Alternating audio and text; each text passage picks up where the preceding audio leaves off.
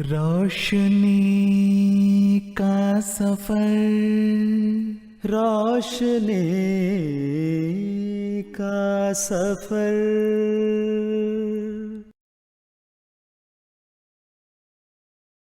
أشهد أن لا إله إلا الله وحده لا شريك له وأشهد أن محمدا عبده ورسوله. أما بعد فأعوذ بالله من الشيطان الرجيم.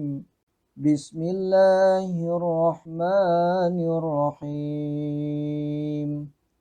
ربنا اغفر لنا ذنوبنا وإسرافنا في أمرنا وثبت أقدامنا وانصرنا على القوم الكافرين.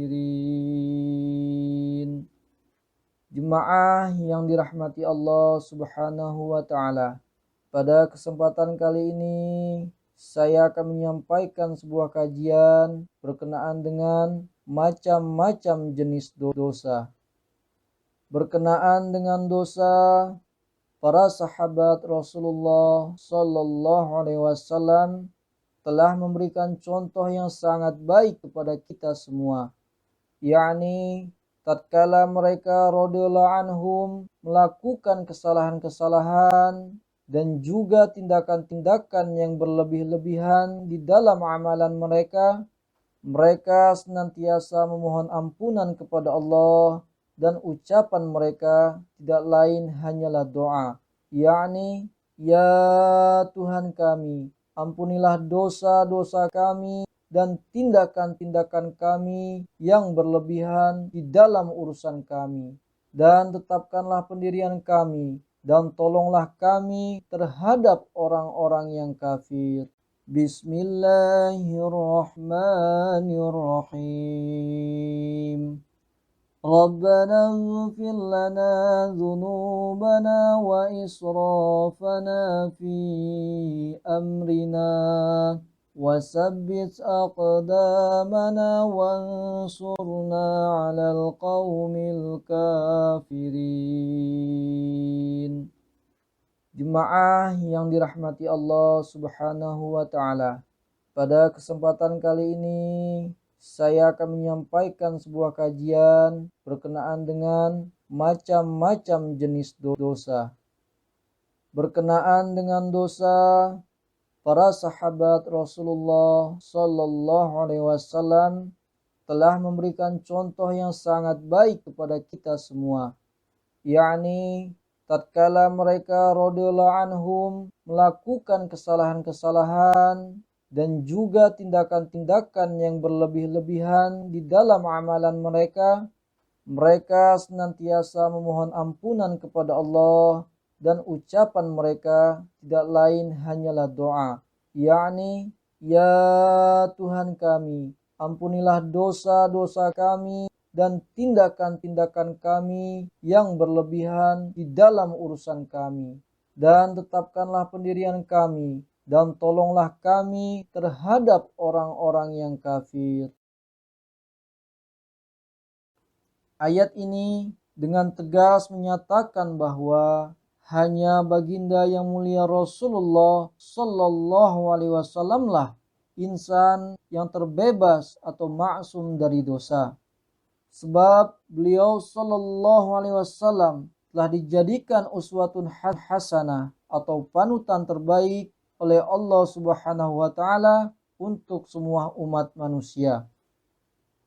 Kemudian di dalam sebuah hadis berkenaan dengan dosa dan manusia, Nabi Karim Sallallahu Alaihi Wasallam bersabda, Allahumma salli ala Muhammad wa ala ali Muhammad. Kullu bani Adam khata' wa khairul khata'in at-tawwabuna.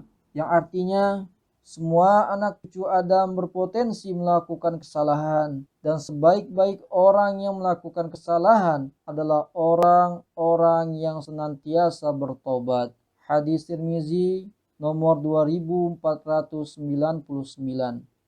Begitupun Allah Subhanahu wa taala berfirman di dalam Al-Qur'an surah Al-Baqarah ayat 223. A'udzu billahi minasyaitonir rajim. Innallaha yuhibbul ladzi tawwabina wa yuhibbul mutatahhirin. Yang artinya sesungguhnya Allah menyukai orang-orang yang bertaubat dan menyukai orang-orang yang mensucikan diri. Hadirin jemaah rahimakumullah, jika kita berbicara berkenaan dengan dosa, tentulah timbul pertanyaan di dalam hati kita. Apa sih sebenarnya dosa itu? Bagaimana dosa menurut pandangan Al-Quran? Secara umum, Al-Quranul Karim menggambarkan dosa adalah perbuatan yang melanggar perintah Allah Subhanahu wa taala dan melanggar perintah Rasul-Nya, yang mana telah ditetapkan untuk ditaati, dan untuk pelaku pelanggarnya akan diberikan sanksi atau ukubat baik di dunia ini maupun kelak di akhirat. Lalu, bagaimana dosa menurut pandangan hadis? Diriwayatkan oleh An-Nawas bin Sam'an Al-Ansari. Ia berkata, aku bertanya kepada Rasulullah sallallahu alaihi wasallam tentang kebajikan dan dosa. Maka beliau sallallahu alaihi wasallam menjawab, kebajikan adalah akhlak yang baik dan dosa adalah apa yang membuat bimbang atau ragu hatimu dan engkau tidak suka jika dilihat atau diketahui oleh manusia. Hadis riwayat Muslim. Lalu, bagaimana dosa menurut pandangan pendiri Jemaat Ahmadiyah?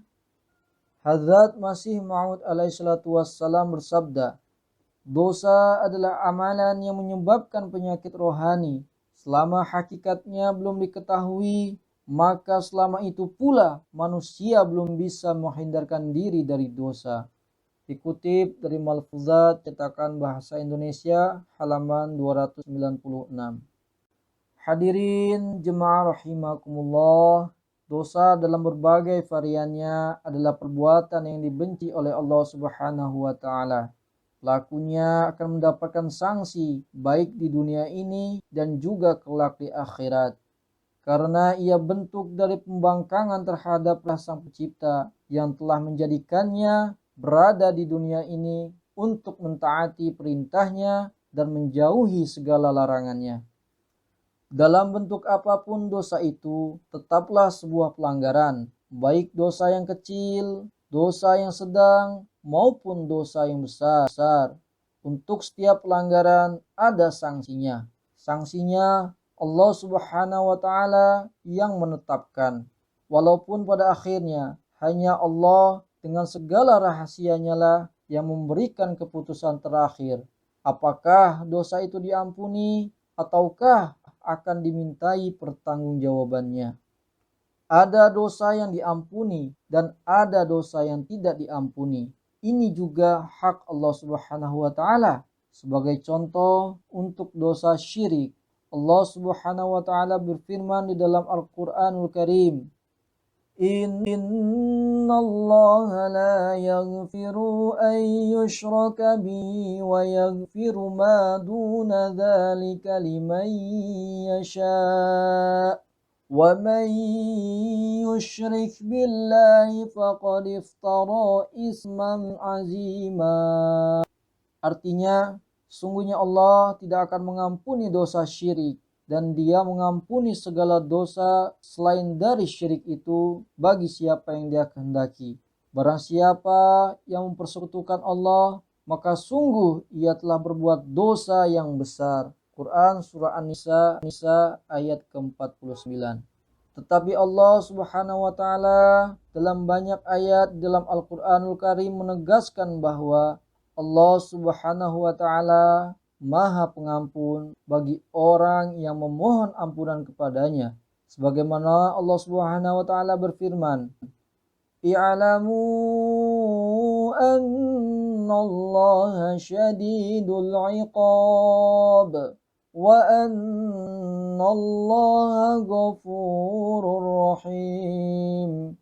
Yang artinya, sungguhnya Allah amat berat siksaannya, dan bahwa sesungguhnya Allah Maha Pengampun lagi Maha Penyayang. Surah Al-Maidah ayat ke-90. Hadirin jemaah rahimakumullah, haruslah diketahui bahwa sanksi atau siksaan yang paling ringan atas seorang pendosa adalah sebagaimana yang mulia Rasulullah Shallallahu Alaihi Wasallam bersabda, sesungguhnya siksaan yang paling ringan bagi penghuni neraka adalah seseorang akan dipakaikan terompah dari api hingga otaknya mendidih, sebagaimana mendidihnya air yang direbus di atas api.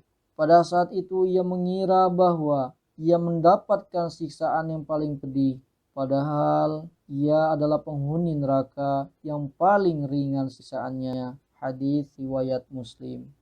Istilah dosa di dalam Al-Quranul Karim memiliki varian nama yang berbeda-beda dengan berbagai makna yang berbeda pula, serta menimbulkan sebab dan akibat yang berbeda pula dari perbuatan yang berbeda.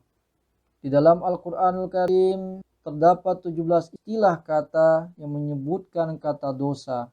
Beberapa di antaranya adalah yaitu kata al-ithmu, al-dhanbu, al-khoti'ah, al-syar, al-hin, al-dhanbu, al-syai'a, al-ma'siyah, al-jurmu, al-haram, al-fis, al-fasad, al-fujur, al-munkar, al-fahisha, dan sebagainya. Nama-nama tersebut memiliki arti yang berbeda, hukuman yang berbeda, dan cara pengampunan yang berbeda juga. Dengan nama-nama yang berbeda menunjukkan banyaknya perilaku manusia yang bermacam-macam dengan perbuatan yang dilanggarnya. Sebagai contoh, kata zanbun. Kata zanbun ini di dalam Al-Quranul Karim muncul sebanyak 39 kali. Terdapat 21 kata di dalam surah Makkiyah dan 18 kata di dalam surah Madaniyah. Hampir sebagian besar 28 kata berbentuk jamak dan 11 kata berbentuk mufrad. Secara sederhana, kata dzanbun mencakup makna yakni perbuatan dosa atau akhir sesuatu atau keterbelakangan, dan digunakan untuk menunjukkan dosa yang sudah lampau dan digunakan dalam konteks melawan atau menentang Allah Subhanahu wa taala. Contoh yang kedua adalah kata al-khoti'ah. Kata al-khoti'ah, lafaz ini disebutkan di dalam Al-Quran sebanyak 22 kali. 8 makna yang terkandung pada lafaz ini digunakan untuk menyatakan berlakunya suatu kesalahan, baik yang dilakukan dengan sengaja ataupun karena lupa. Contoh yang ketiga adalah kata ismun. Kata ini di dalam Al-Quran disebut sebanyak 48 kali dengan ragam bentuk turunannya. Bentuk kata yang paling sering disebut adalah ismun. Di dalam Al-Quran, kata ismun digunakan dalam konteks yang beragam. Salah satunya adalah dalam konteks melawan Allah dan Rasul-Nya, serta menolak kebenaran dan menolak kitab-kitabnya.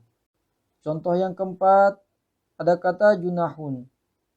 Kata junah merupakan salah satu lafaz di dalam Al-Quranul Karim yang mengandung makna dosa. Lafaz junah berakar dari kata janaha yang berarti cenderung, belok, atau miring. Junah berarti penyimpangan dari kebenaran atau perbuatan dosa.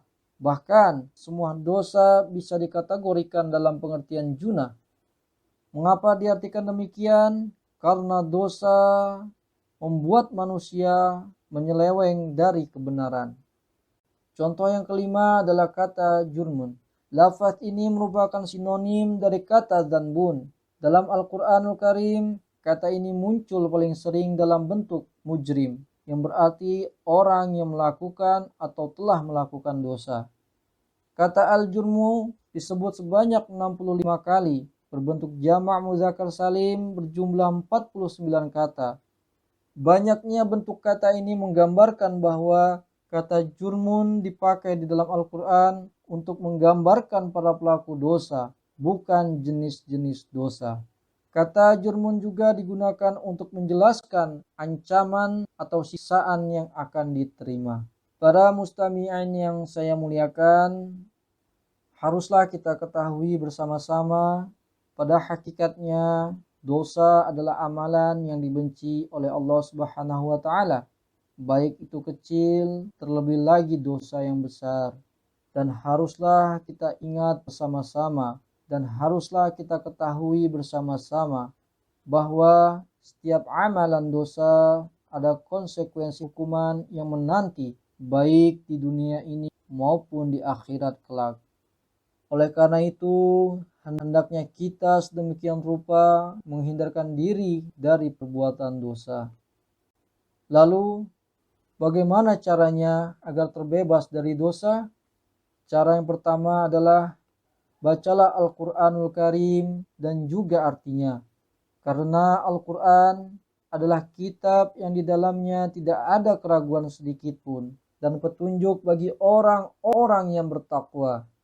Sebagaimana dengan membacanya, kita dapat mengetahui kategori amalan-amalan yang baik dan kategori amalan-amalan yang buruk yang tentunya harus kita kerjakan agar kita selamat dari azab Allah Subhanahu wa taala baik di dunia ini maupun di akhirat kelak. Cara yang kedua agar kita dapat terhindar dari perbuatan dosa, yakni perbanyaklah membaca sholawat.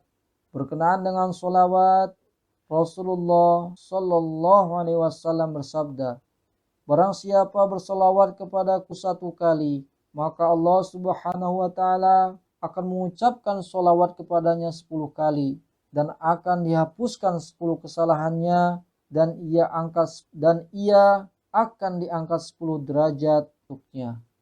Cara yang ketiga agar kita dapat terhindar dari perbuatan dosa, perbanyaklah membaca istighfar. Di dalam sebuah hadis berkenaan dengan istighfar, Nabi Shallallahu Alaihi Wasallam bersabda, tidak ada dosa yang menumpuk bagi orang yang meminta ampunan meskipun ia mengulanginya dalam sehari 70 kali. Hadis ini diriwayatkan oleh Imam Abu Daud dan Imam At-Tirmidzi dari sahabat radhiyallahu anhum. Tentunya istighfar yang menimbulkan gejolak di dalam hati, yang dengan gejolak di dalam hati tersebut perbuatan untuk melakukan dosa pun sirna. Nah, istighfar yang seperti inilah tentunya yang dianjurkan oleh yang mulia Rasulullah Sallallahu Alaihi Wasallam. Cara yang keempat agar kita dapat terbebas atau terhindar dari perbuatan dosa, Hadrat Amirul Mukminin pada khutbah Jumat tanggal 5 Februari tahun 2010 bersabda, manusia jika ingin terbebas dari dosa, maka ia harus berpikir dengan cermat sebelum melakukan suatu pekerjaan. Banyak pekerjaan yang secara zahirnya nampak baik sekali, namun sesungguhnya perbuatan itu bisa menimbulkan akibat yang sangat buruk. Hakikat amal perbuatan itu terselubung tidak nampak jelas. Syaitan mengatakan bahwa pekerjaan ini bukan suatu perbuatan dosa.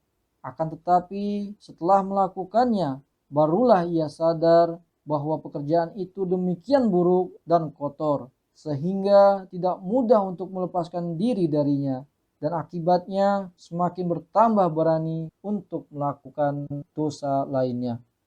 Lebih lanjut, Huzur Ayyadahullah Ta'ala bin Nasil Aziz bersabda, mintalah pertolongan kepada Allah Subhanahu wa Ta'ala sebelum melakukan suatu pekerjaan, agar Allah Subhanahu wa Ta'ala melindungi kita dari keburukan yang kiranya akan timbul dari pekerjaan itu.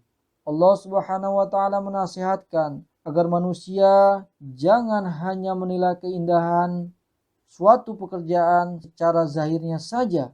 Jangan melakukan suatu pekerjaan karena terpesona oleh keindahan pekerjaan itu secara zahirnya saja. Kan harus mewaspadai pekerjaan itu dengan sebaik-baiknya. Dan setiap akan memulai suatu pekerjaan, mintalah bimbingan dan pertolongan dari Allah Subhanahu wa Ta'ala lebih dulu. Lebih lanjut, Huzur Ayyadahullah Ta'ala bin Nasir Aziz bersabda, hendaknya di dalam setiap pekerjaan mengutamakan masalah takwa.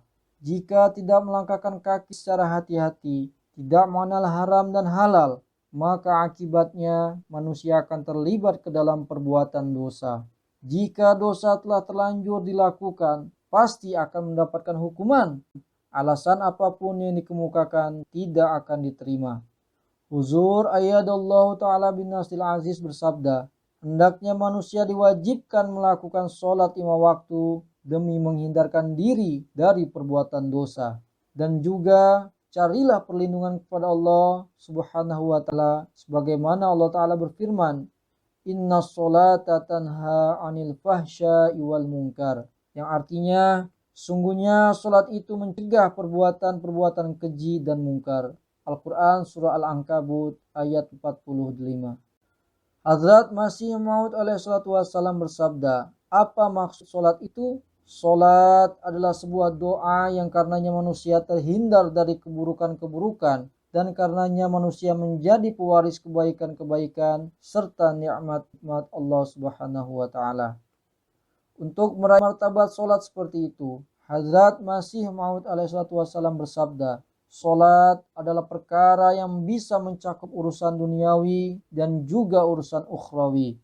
Dengan menunaikannya, manusia terhindar dari perbuatan-perbuatan buruk dan perbuatan-perbuatan keji. Akan tetapi, untuk meraih kedudukan sholat seperti itu, sungguh berada di luar ikhtiar manusia. Cara sholat seperti itu tidak bisa diraih tanpa adanya karunia dan pertolongan Allah Subhanahu wa Ta'ala.